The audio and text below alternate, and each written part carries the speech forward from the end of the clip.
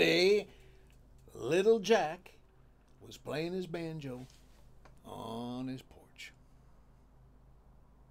And he saw Big Jack coming by, and he said, "Big Jack, where are you going in such a hurry?" Well, Big Jack says, "Well, little Jack, I heard there's a king on the other side of the mountain, needs somebody to work for him, and I love to work, and I want to make me some money. What are you doing?" Well, Jack says, "I'm playing my banjo, because I like playing my banjo, and I hate to work. But I wish you good luck, Big Jack." So Big Jack hurried on up the mountain and down the other side, and he came to the king's house, and he knocked on the door. And the king himself opened the door and says, "What do you want?" Big Jack says, "Well, king, I like to work. I heard you need somebody to work for you, and I'm here to work." The king says, "Well, all right. But anybody who comes to work with me has to make a deal, which is that either one of us gets mad. The first one to get mad, while the other one gets to jump on him, wrestle him to the ground, give him a big old kick in the rear end, and send him packing. What do you think about that?" Big Jack says, I don't get mad, King. I'm a pretty even-keeled kind of a feller, and so I'm just fine with that deal." "Well, all right, then get in there to bed and go to sleep, because I'm going to wake you up early to work."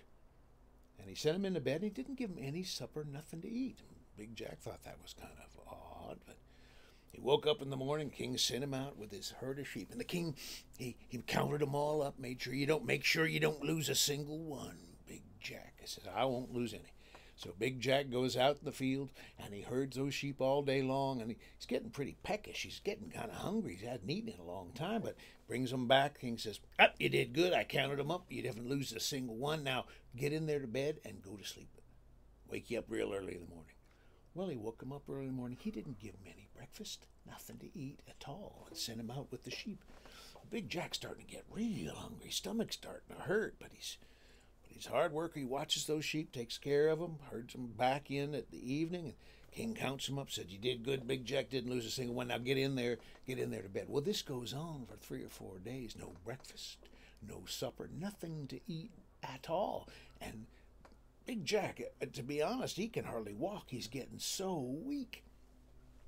Finally, after about the 4th, 5th day, comes back in. The king says, "You did good. You didn't lose a single one." There says, Big Jack, you don't look particularly happy there. What's the matter with you?" And Big Jack says, "Well, to tell you the truth, King, I'm getting a little lightheaded from hunger. I haven't had anything to eat in days, and usually if somebody works for you, you give them some grub, you give them some food, but you haven't given me no breakfast or lunch or supper or anything, and I can hardly stand up. I'm getting dizzy." King says, "You ain't mad, are you, Big Jack?" Big Jack said, "Well, to tell you the truth, now that I think about it, you haven't treated me very well here, and I don't know. I guess I am I'm a little perturbed. I'm a tiny bit angry." King says, "Aha! That's our deal, remember?" And the king jumps on him and wrestles him around to the ground. And Big Jack's so weak he can't even put up a fight. And finally the king gets him out there and gives him a big old kick in the rear end and sends him flying. And Big Jack crawls. He can hardly even walk. He crawls up over the mountain and rolls down the other side and comes down. And there's little Jack. He says, "Big Jack, what happened to you? Come on in." And he takes him inside, nurses him back to health, gives him some broth to eat. He had something. And Big Jack tells him the whole story. And now, little Jack, he just doesn't think that's right. He has a sense of justice that will not quit, and he decides he's going to get even on behalf of Big Jack. And so, puts on his big leather apron that he always wears with a lot of pockets, and puts salt in a couple of the pockets, and he goes up over the hill and comes down the other side and comes to the king's house and knocks on the door. And the king opens the door himself and says, "What do you want?" Well, little Jack says, "Well, I'm here to work for you, King. I heard you need some work, and I'm here to work for you. I'm going to work for you. I'm going to work hard for you." He says, "All right, but anybody who comes to work for me, we make a deal, and the deal is that if either one of us gets mad, well, the other one gets to throw him on the ground and wrestle him down and give him a big old kick in the rear end and send him off flying. What do you think about that?" Little Jack says, "Don't bother me none. I won't get mad. I just will work for you, King." So the king sends him into bed with no supper, nothing to eat at all. And little Jack, he sleeps soundly that night. King wakes him up early in the morning, no breakfast, nothing to eat.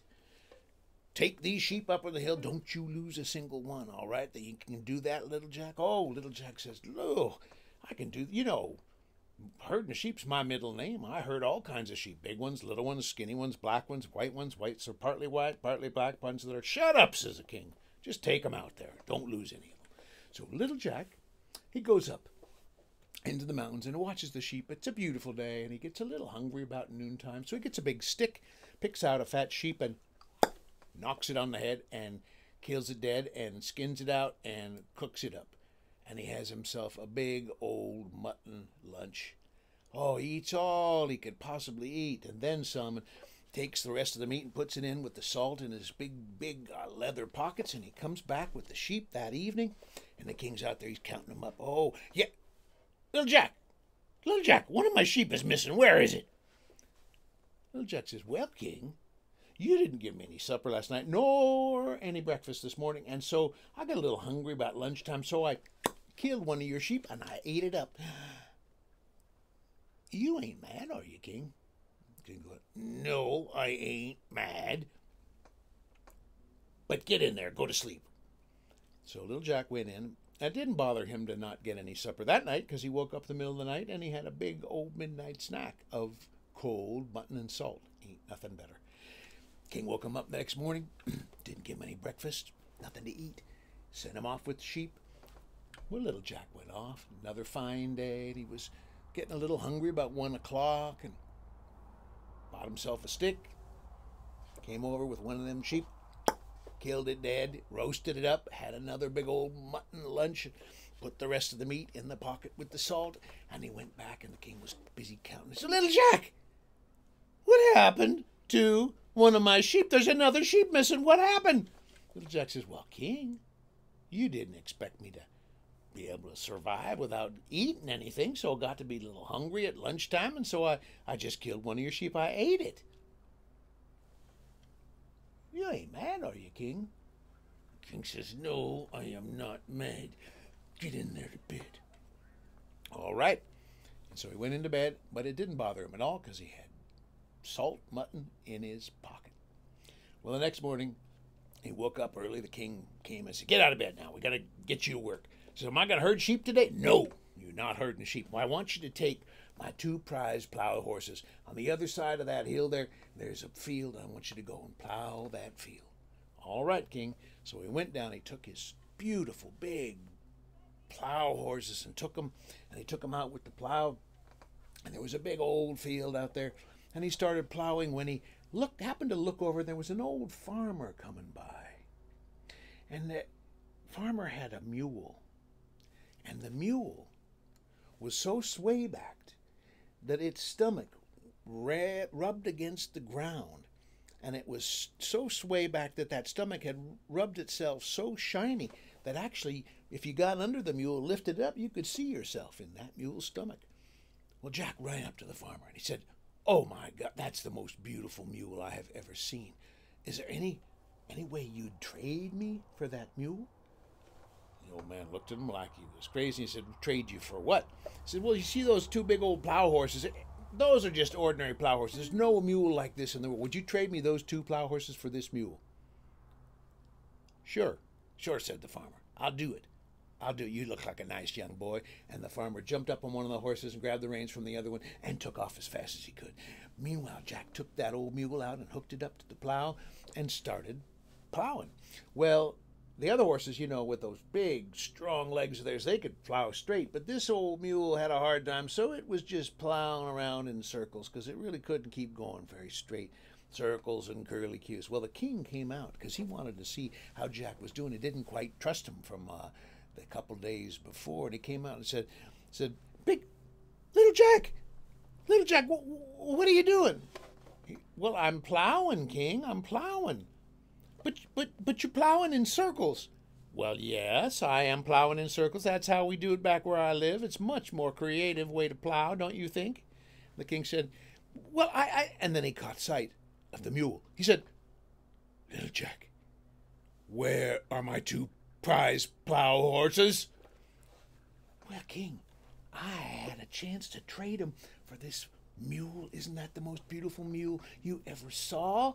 King said, that mule is so swaybacked its belly's rubbing on the ground. Yes, there's not another mule like it. Don't you think that's fantastic? Said Little Jack. The king was just shaking, and his face was turning purple. Little Jack said, King, you ain't mad, are you? No, Jack, but that's enough plowing for the day. Come on, we'll go back into the house.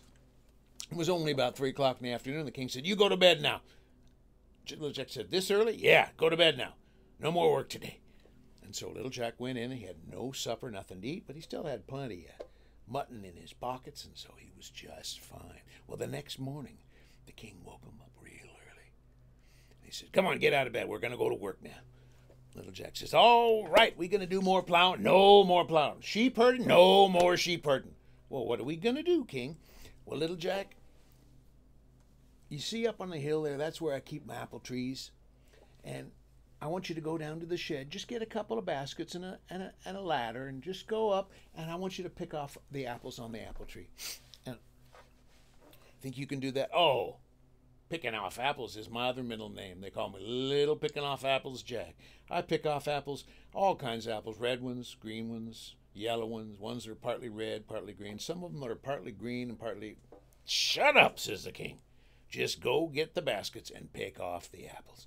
Well, Jack went down to the shed, and he got a couple of baskets, and then he got a ladder, and he happened to notice a saw there. So we brought the saw along, and he went up to the first apple tree, put the baskets down, and sawed that tree completely down. And he went off, and he started picking off the apples. And putting them in the bushel. Well, the king came up real quick to check on him and just wanted to see how he was doing, because now he really didn't trust him, and said, Little Jack, what are you doing? Little Jack says, well, King, I am picking off apples like you asked me to. But you sawed down the tree. And Jack said, yes, I did. How else did you expect me to get the apples off the tree? These trees are awfully tall. Well, you got the ladder there, so... Well, look at this, Little Jack. This is how you do it. And the king went, and he got the ladder, and he stuck it up against the tree, and he climbed up, and he took the basket on one arm, and he kind of climbed out on one of the little branches there, and he was hanging there, picking off that, and Jack came up and took the ladder down. King was way up high in that tree, and Jack had the ladder down. The king said, what are you doing, Jack? Well, King, I took the ladder down. Well, we could put it back up so I can get down. Well, King, I ain't going to do that. Why not? Well, you haven't been treating me so well, so I think I'll just leave it on the ground till I get something to eat. Well, Jack, put it up now. No, I ain't going to do that, says Little Jack. Well, okay, all right, go down in the house there, and I think Mrs. King down there, and just tell her to get you something to eat. All right, I'll be back. So Little Jack just sauntered down the hill, and he went in there, and he went in the kitchen. He says, Mrs. King, she says, what do you want? She was just as mean as the king. Well, he said, the king says, you got to give me a kiss. He would never say that. Well, he would never say, where is he? He's up there on the hill. So she went out the back door. She said, hey, what's going on with this little Jack down here? And the king says, give him whatever he wants. So she went in.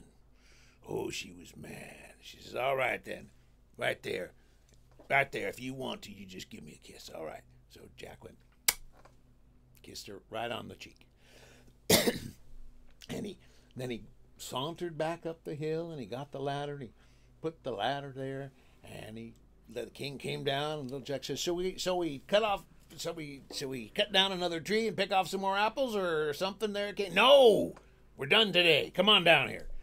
And so the king walked down, Little Jack walked after him, and when he got down there, his wife came out with a big rolling pin and said, what did you say that I had to let him kiss me there for? What did you do that for? And she was just chasing him around, and finally he said, no, I didn't say it. And he turned to Little Jack, and his face was turning all kinds of colors, and steam was coming out of his ears. And Little Jack said, King, King, you ain't mad, are you? The king said, no, I am mad. And little Jack said, oh, remember the deal. And they started wrestling around. And little Jack was a teeny little guy, but he was really wiry. And finally got the king down on the ground. Then he gave him a couple of big kicks and sent him flying. And then he walked over, and the king had a big purse of gold. And he said, I'm going to take this because that's the kind of pay that I think I deserve. And also for Big Jack, who you were not very nice to. We'll see you later, King. And he went all the way up the hill and down the other side, and Big Jack was feeling better by now. And Little Jack gave Big Jack the majority of that money and just kept a little bit, just in case there was a rainy day when he needed to buy something, maybe like, banjo strings or something like that.